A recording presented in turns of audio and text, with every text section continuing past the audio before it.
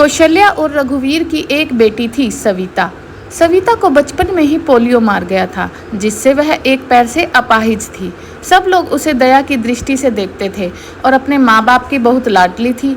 उसकी आंखों में कभी आंसू नहीं आने देते थे। सविता अपाहिज जरूर थी, लेकिन सभी कामों में कुशल थी। स्कूल में भी वह सभी अध्यापकों की प्रिय थी। एक दिन कौशल्या बोली, कौशल्या सुनो जी, सविता की 11वीं पास हो गई है। हमारी बेटी दिव्यांग है, उसके लिए अभी से कोई लड़का ढूंढना पड़ेगा। लगता है उसकी शादी में बहुत सी मुश्किलें आएंगी, इसीलिए अभी से लड़का ढूंढना शुरू कर दो।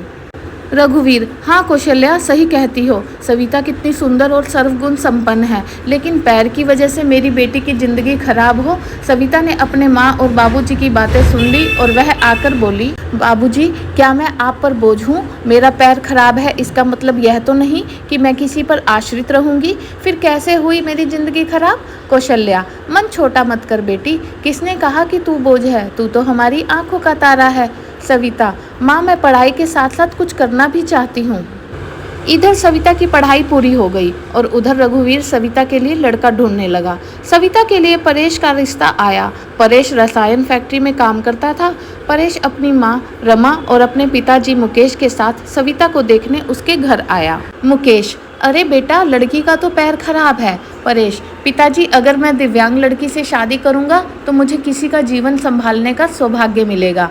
रमा, बेटा तेरी जिंदगी है, जो भी फैसला हो सोच समझ कर लेना। परेश, देखिए सविता जी, मैंने आपकी जितनी तारीफ सुनी है, मैं खुद को आपसे मिलने से रोक नहीं पाया। क्या आप शादी के लिए राजी हैं? सविता, परेश जी, मैं एक अपाहिज लड़की हूँ और आप पूर्ण रूप से स्वस्थ हैं। क्या आप एक अपाहिज लड़की को स्वीकार करेंगे?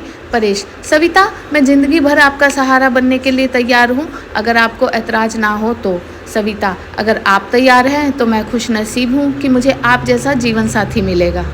सविता और परेश की धूमधाम से शादी हो गई। चारों तरफ चर्चा थी कि बड़ी भाग्यशाली है सविता, जो दिव्यांग होते हुए भी उसे इतना अच्छा पति मिला है। रमा, बहू आज तुम्हारा पहला दिन है, इतनी जल्दी कैसे उठ गई? आराम से उठ जाती। सविता, माँ मुझे जल्दी उठने की आदत है, मैंने नाश्ता बना दिया है, आप सब लोग नाश्ता कर लीजिए। रमा हैरान थी कि एक पैर खराब होते हुए भी सुबह उठकर नाश्ता भी बना दिया। इसी तरह सविता ने थोड़े ही दिनों में सारी जिम्मेदारियां अपने ऊपर ले ली। रमा, परेश तेरी बीवी लाखों में नहीं करोड़ों में एक है। मैं तो डरती थी कि कहीं ऐसा ना हो कि एक दिव्यांग लड़की से शादी करके कहीं मेरे बेटे की जिंदगी खराब ना हो जाए। परेश, माँ मेरा फैसला कभी गलत नहीं हो सकता।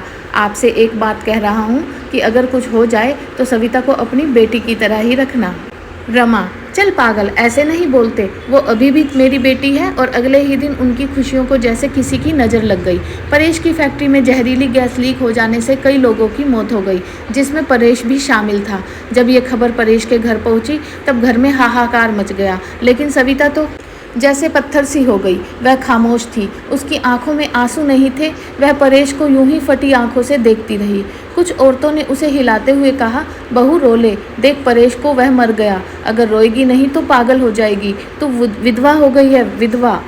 इस तरह की बातें सोचकर सविता फूट फूट कर रोने लगी। सविता रोते हुए बोली, उठो परेश, आंखें खोलो, मैं अकेले किसके सहारे जीऊंगी? अभी तो मैंने तुम्हारे साथ कुछ ही दिन गुजारे थे, फिर मुझे अकेला छोड़कर क्यों चले गए? परेश का अंतिम संस्कार हो गया और सविता के अरमानों का भी। सविता, माँ सबने मुझे कहा कि मेरे जीवन के सब रंग परेश के साथ ही चले गए, अब मुझे सफ़ेद साड़ी ही पहननी है। रमा, नहीं बेटी, तुम हमारे दुख को और मत बढ़ाओ। आज से तुम कभी भी सफ़ेद कपड़े नहीं पहनोगी। हफ्ते महीने यूं ही शौक में गुजर गए। कौशल्या और रघुवीर सविता को लेने के लिए आ गए। कौशल्या, मेरी बेटी का जीवन तबाह हो गया, जिंदगी अकेले कैसे काटेगी, इसलिए हम उसे अपने साथ ले जाना चाहते हैं। रमा, देखिए समधन जी, सविता कहीं नहीं जाएगी। आप उसकी शादी करके कर्तव्य मुक्त हो चुके हैं, लेकिन अब हमारे भी कुछ कर्तव्य हैं। हमारी बहू हमारी बेटी बनकर हमारे पास ही रहेगी।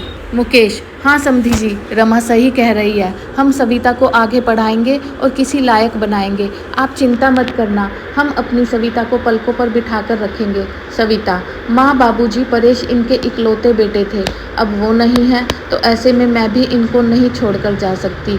ये सही नहीं है, मैं इनके पास रहकर ही इनकी सेवा करूँगी।